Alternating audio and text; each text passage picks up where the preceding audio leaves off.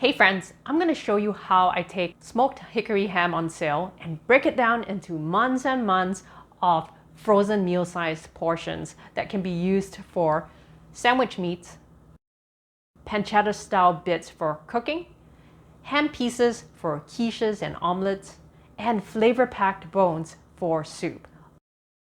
If you go through a lot of deli meats for sandwiches, this is a cost-saving alternative. Sure, it may not be as perfectly and thinly sliced like what you get from the deli, but cost savings are huge and it is versatile. You don't only need to use it for sandwich meats. So let's break this hickory ham down. Let's go. Let's start off by rinsing the package.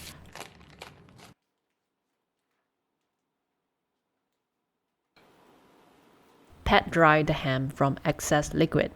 I'm trying to locate the bone so we can cut around it into large chunks. I've hit a bone and I cannot cut further, so I turn the ham and cut around that bone. And when it reaches the bone again on the other side, I turn the knife sideways to cut along as close to the bone as possible and detach this chunk of meat. We can see the end of this bone, so cutting close to the bone as possible, let's remove the second chunk of ham. We can see the bone a lot clearly. Let's carve out the third chunk of meat around the bone from the first incision. We see the end of the bone, so let's cut parallel as close to the length side of the bone as possible and remove the fourth chunk of meat. This is a large one. Let's repeat to remove the meat surrounding the length side of the bone.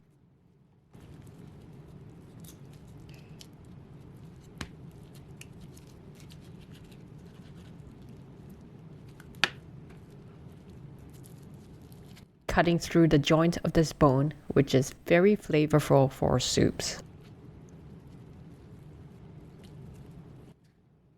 There is still another bone in here. I'm trying to figure out the best way to cut out the largest chunk of meat. It's not always possible, but we'll do our best.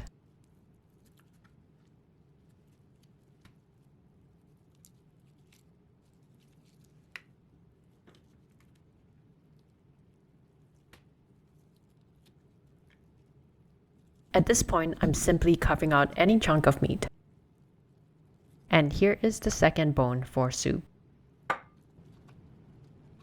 This fatty top part makes a good alternative to pancetta. Pancetta comes from the pork belly, while this ham is from the leg of a pig. Unlike pancetta, which is cured but not smoked, this ham has a smoky flavor, so it's not exactly the same. However, if you're not too picky, you can use it as a substitute for sauteing pancetta or bacon. I haven't bought pancetta since I started doing this. I see a little bone. Let's cut it off. Okay, we'll set the fatty trims aside for later and let's slice our sandwich meats. It's always a trade-off between a thick slice or a thin one that might break. I prefer to aim for thin slices. Even if they break, I can place smaller pieces of meat on the sandwich rather than committing to more meat than I want. Plus, it's a great way to practice thin slicing. But thick or thin is up to your preference. As we reach the end, the slices get smaller. Tilting the knife and slicing on a bias helps create larger slices.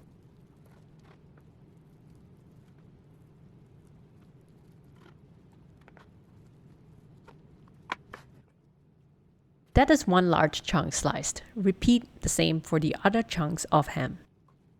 I've sliced the sandwich meat. Let's cut the fatty trims into pancetta-style bits, cutting them into 1/4-inch bits.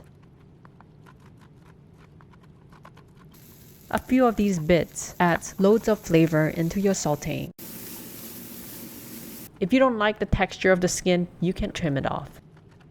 Check this out. 10 pounds of smoked ham broken down into months worth of sandwich meats. A small bowl of ham pieces that we could use for lots of dishes that use ham or bacon. 2 piles of pancetta style bits for sauteing. And 2 bones, which would make soups really flavorful. Let's package these into meal-sized portions for freezing. We'll start with the pancetta style bits, which is the easiest. I freeze them in medium Ziploc bags and do not portion these because I only need a handful of pieces each time. The key is to pack them loosely so they don't freeze into one large chunk. And when you need them, simply break off what you need and let it thaw on a plate. I got my food saver out and let's vacuum seal the bones. The reason why I vacuum seal the bones and the sandwich meats is to prevent freezer burns. Unlike the pancetta style bits, these have large surface areas which are more prone to freezer burns. So when I vacuum seal it, it can last in the freezer for months and months and months, which means we don't have pressure to eat up these foods quickly. If you don't have a food saver, you can use cling wrap and wrap the portions twice, make sure there's no air in it, and place it in a Ziploc bag. That would work too. For the sandwich meats, I portion them in what my husband and I would consume within 5 days. 5 days because that is the amount of time we're confident that the meat won't go bad.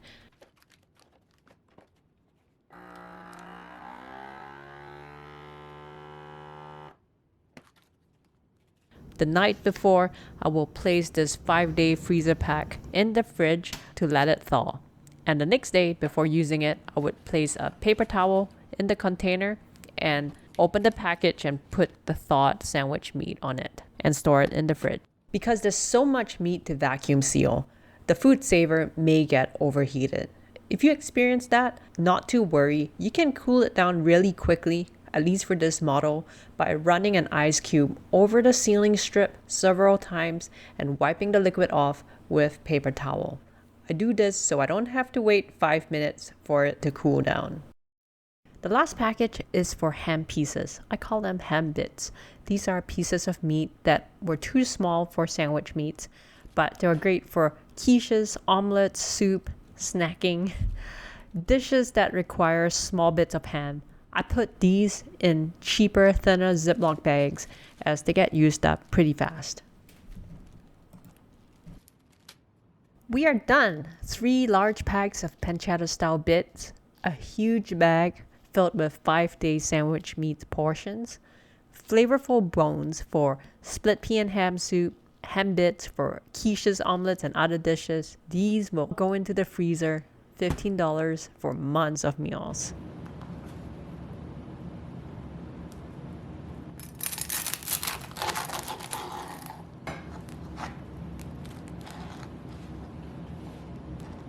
Here's a recap of the process.